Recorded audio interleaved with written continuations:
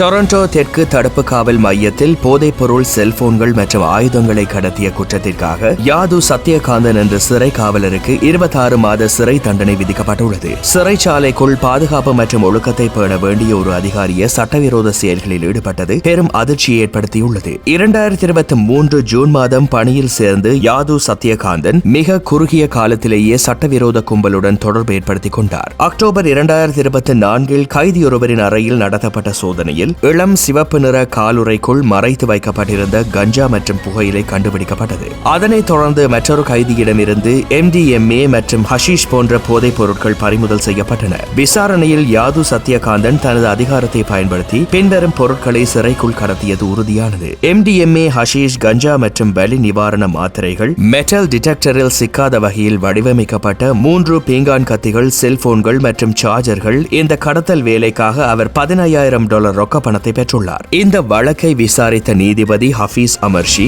யாதுவின் செயல் நம்பிக்கை துரோகம் என்று கடுமையாக சாடினார். சிறைச்சாலைக்குள் இருக்கும் கைதிகள் மற்றும் ஊழியர்களின் பாதுகாப்பை உறுதி செய்ய வேண்டிய கடமையில் இருந்தவர் அதற்கு நேர்மாறாக செயல்பட்டு ஆபத்தான சூழலை உருவாக்கியுள்ளார் என்று நீதிபதி தனது தீர்ப்பில் குறிப்பிட்டார். யாது சத்யகாந்தன் நீதிமன்றத்தில் தனது செயலுக்கு வருத்தம் தெரிவித்ததுடன் இது ஒரு முட்டாள்தனமான மற்றும் தார்மீக ரீதியான தவறான செயல் என ஒப்புக்கொண்டார். காவலர்களே கடத்தலில் ஈடுபடுவது இது முதல் முறையல்ல என்று சமூக ஆர்வலர்கள் கவலை தெரிவிக்கின்றனர். சிறைச்சாலைக்குள் போதைப் பொருட்களின் விலை வெளிச்சந்தையை விட 10 மடங்கு அதிகமாக இருப்பதால் இத்தகைய கடத்தல்கள் தொடர்வதாக கூறப்படுகின்றது. ஒன்டாரியோ தலைமை மரண விசாரணை அதிகாரி குழுவின் அறிக்கையின்படி 2014 முதல் 2021 வரை சிறை காவலில் நிகழ்ந்த மரணங்களில் 40% போதைப் பொருள் நச்சுத்தன்மையால் ஏற்பட்டவை என்பது குறிப்பிடத்தக்கது.